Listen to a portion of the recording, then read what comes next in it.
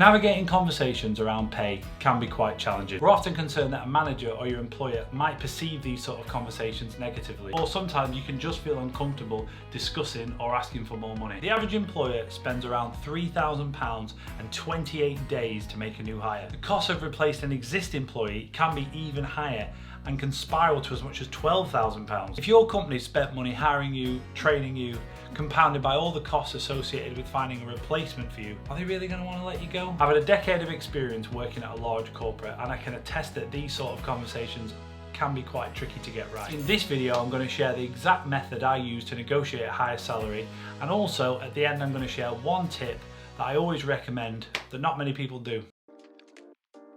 The first part of the 3-step FAQ is number 1, find out, aka research.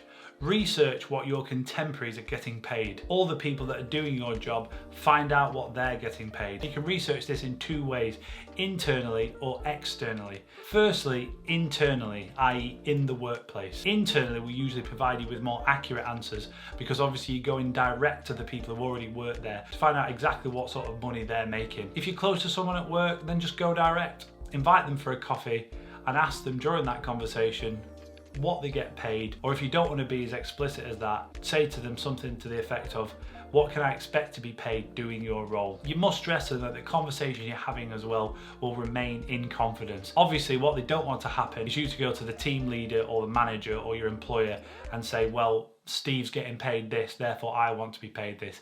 You must stress to whoever it is you're asking, if they're willing to tell you what they get paid, stress to them that conversation will be kept confidential. If you don't have a colleague that you're close with, or you don't know someone doing the role that you want to do, and you want to find out how much they're getting paid, then another way to do it is go to a manager in that team and ask them, this is the job you're interested in, what can you expect to be paid doing that role? Most of the time they will not want to give you a direct answer. They usually won't say something like, doing this role you'll be paid $49,500.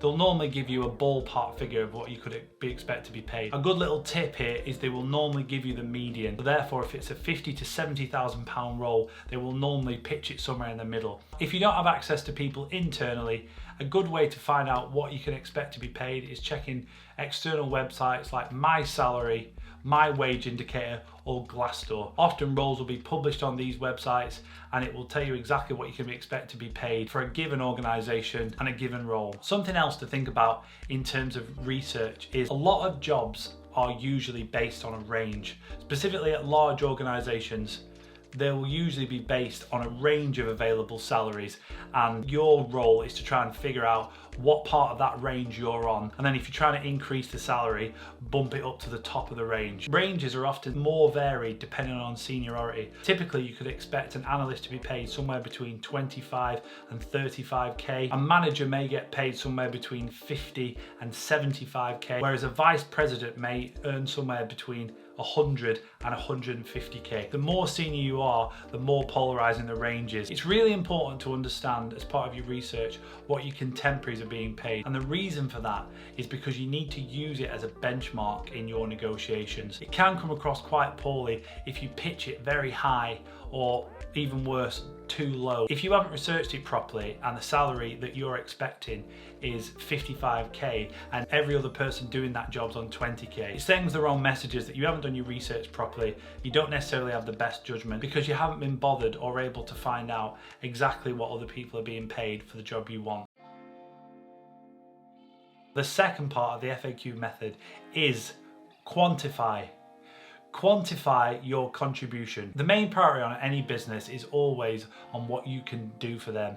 It's always a mentality of what have you done for me lately. Companies, particularly large ones, always operate on facts and figures. It's far more easy to get an increase in salary if you can concretely demonstrate through metrics, through key performance indicators, exactly what your tangible contribution has been to the business that justifies your increase in pay. Therefore, if you can present concretely how much you've increased something by, or how much you've improved a system or process, you need to crystallize in your manager's mind what you have done for them over the last 6, 12, 18 months that justifies your request for an increase in pay. How do you quantify your contribution? Broadly, split it up into these 3 areas. So number 1, What specifically have you done for your manager to make his or her life easier or better over the last 12 months? So if you're a direct report of theirs, think about what projects, tasks, or assignments they've give you over the last 6 to 12 months that you've really smashed, you've nailed. Think about what you can demonstrate to them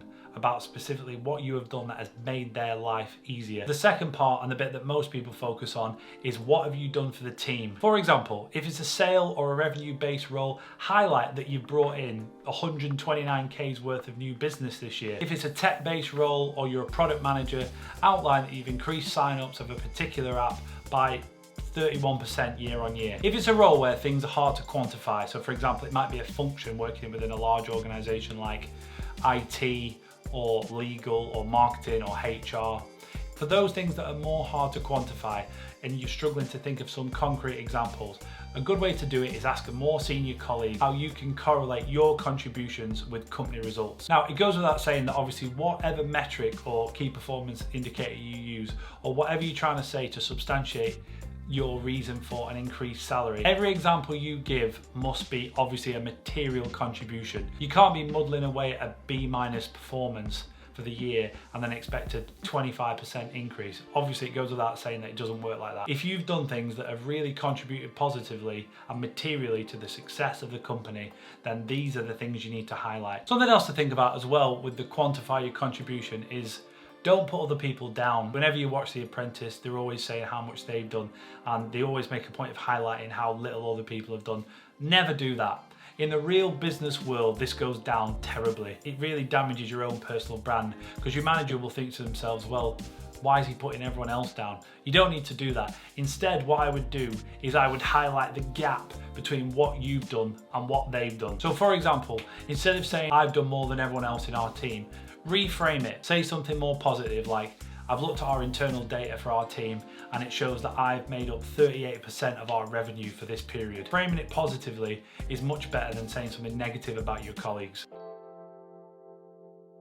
Now, the third part of the FAQ method is ask.